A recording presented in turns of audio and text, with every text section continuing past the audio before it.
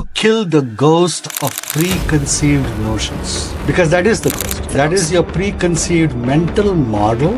Have you ever noticed that when you're driving to a place new, let's say you drive out of your house and you're going to this new place for the first time, you will take longer to go there even if you have GPS, but on the way back home, it's faster. Why? Going out there, you are creating your mental model of the map of the directions all the way. On the way back, you just drive within your head. It is impossible not to have mental models. Mental models is the way you live your life. Even when you do math and science, you're creating mental models of math and science. Right. So it is not mental models are bad. It is when mental models are happening and you do not even know they exist, so they rule you without your knowledge.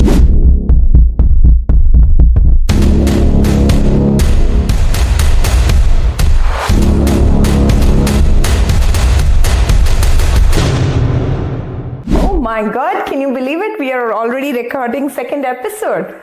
Welcome from Stuck to Strong. Continuing where we left off in the first episode.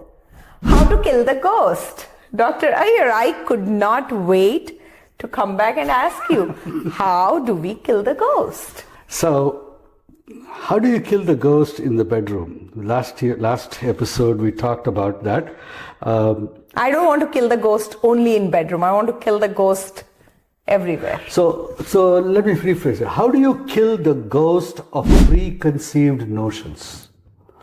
Because that is the ghost. That is your preconceived mental model. See, our mental models are the way we navigate our world. True. Have you ever noticed that when you're driving to a place new, so let's say you drive out of your house and you're going to this new place for the first time. You will take longer to go there even if you have GPS. True. But on the way back home, it's faster. Yes. Why? Going out there, you are creating your mental model of the map of the directions all the way. On the way back, you just drive within your head. Nice. So this mental model, right? How do we train the generation or give guidance to the generation? How should the mental model be? We focus on math, science, English. It is impossible not to have mental models. Mental models is the way you live your life. Even when you do math and science, you're creating mental models of math and science. Right. So it is not mental models are bad. It is when mental models are happening and you do not even know they exist, so they rule you without your knowledge. When you know which mental models are determining your options, you have control. When you don't know which mental models are determining your options, you have no control. So going back to our bedroom situation or for example corporate situation where you have mental models that are preventing partners and team members from working. They already have a mental model. That person is a slacker. This person is a liar. That person will stab you in the back. Those are mental models, and they may have been created out of discrete events that happened that gave them the right to make that mental model, but those events may be long past gone and they are no longer the reality of the present, but they still rule the present because they determine the options. Going back to our conversation of intimacy and the ghost in the bedroom. So all of this came out of relationship. How do you have a relationship that is deep, fulfilling, dynamic, exciting? Healthy. All right. So mental models prevent you from responding to life as the way life actually is. So you are telling me mental model do have the power to shut down your reality to truth? No. See, your awareness, you have the ability to choose what you're paying attention to. Okay. If you're paying attention to the world through the filter of a mental model, then it is the mental model that is determining how the world shows up to you. Okay. But if you choose to discard your mental model and approach the world like the way a child does, a child approaches the world without a mental model because they have not yet built their library of mental models. Yes. So then the world appears new, fresh, and full of surprise and magic. So every day we should wake up as a child? No, kidding. That's what they say, but that's what they say. But you try to work towards it all the time. So going back to how do you kill the ghost in the bedroom? We have 5 senses. Yes. All right? Yes. Our 5 senses, we think we use them equally for the world to construct our mental model of the world. Yep. In reality, we don't. We use 2 of our 5 senses that dominate in the construction. And the reason for that is they allow us to create our mental models without having to risk our safety in interacting with the world. Our eyesight and our hearing allows us to construct an appreciation of the world around us without getting in close proximity to it. So the speaking comes next. It's eyes and ears. Yes. So what we see, what we hear helps us. Speaking is also a part of hearing, because when you hear your own speech, sound, so the ability to use sound to create your reality, the ability to use vision to create your reality allows you to create your reality without interacting with it from a distance. So as a result, we human beings reserve touch, taste and smell for intimacy. All right? Okay. That's why perfumes are perfumes. That is why silk a shirt is so sensual, because it is intimate. It touch, right? Okay. Taste. Let's take an example like this coffee mug. Yep. Now you see this, right? Yep. Now close your eyes and see the coffee mug through your fingers. Yeah, the reality is different. I mean, yeah, you see a different mug. Yes. Now, remember I told you that your mental model of your spouse is what prevents you from reacting to your spouse with wonder and surprise, because you are now approaching the spouse from the past. And even if it's not spouse, your boyfriend or your friend. It doesn't matter, any partner. Any partner. Any partner, the same thing. Now, how do you kill that mental model?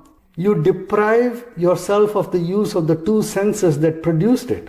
And if I tie this back to corporate, it also goes back to the feedback loop. Just because I was given feedback. So in the thing, I do this in training, in the cognitive alignment workshops and in the strategies of neuroaligned groups. I do this. I get team members. All right, shake hands. Now, stay connected and try to have an argument. You can't. It's difficult. You can't. When you're connected, you can't have an argument. What they'll do is they'll be holding it and they try to have an argument, and when they have to argue, they let go and then they'll have an argument. Yeah. Project managers, pay attention.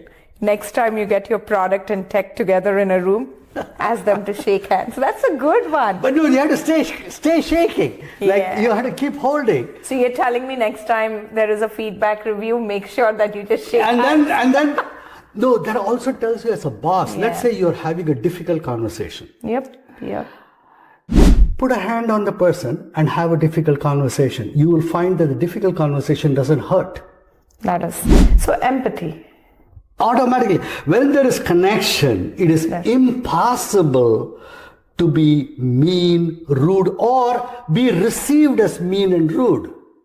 Automatically I do this all the time in my clinic. The first thing I do, you know what I do? I'll have a patient who'll come and say, Doc, I say, hello, Mrs. So-and-so, how have you been? And what I do is I hold and I pretend as if I'm actually feeling that pulse. But I'm not. I don't need to do the pulse at all. I'm actually connecting. Yeah. And now they are telling me, because people don't come to a doctor's office with everything going right in their life. No. They are coming to a doctor's office because they have an upset. Something has broken down. Unless it's my husband, you know that. He likes to visit you. Yeah. So, see, that's what I'm trying to say. Is connection allows for communication. Connection allows for communication. When there is communication, when there is connection, then there is automatically communion. When there is communion, communication happens. Connections lead to communion, which opens up the communication. When there is communication, a community is born. That is powerful. That is powerful. A community is not a bunch of bodies occupying the same space. A community is a bunch of hearts speaking the same speech. Dr. Iyer, I think you spoke the hashtag of 2025.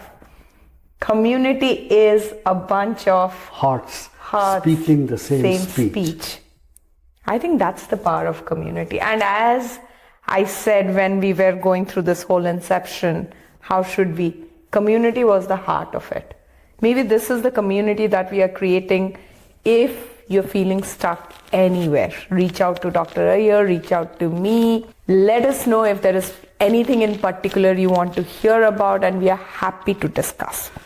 Comment on the YouTube videos once this podcast goes up, and we do read all your comments and we do respond to them. Yes. Either on the YouTube channel itself, or if we want to respond in person, we will ask you to reach out to us. And maybe in the future we might hold a workshop for you.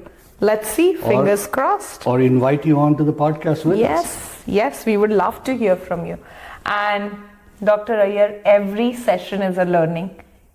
I learned so much in the last 2 weeks, and I'm a more empowered and aware human being. Even when I go to my work, it's like I take this knowledge. It's a fun thing to do. Yes. The next one that is very special to me, again, we will keep relationship for the next 4 podcasts because it's a deep subject, so I cannot wrap up everything in 20 minutes. Next one is infantilization. So keep in mind, we will come back with infantilization. Till then, take care, build your community. People that has emotional baggage, give you the safe space to check the baggage in and take care of it. Thank you, Dr. Iyer. Thank you.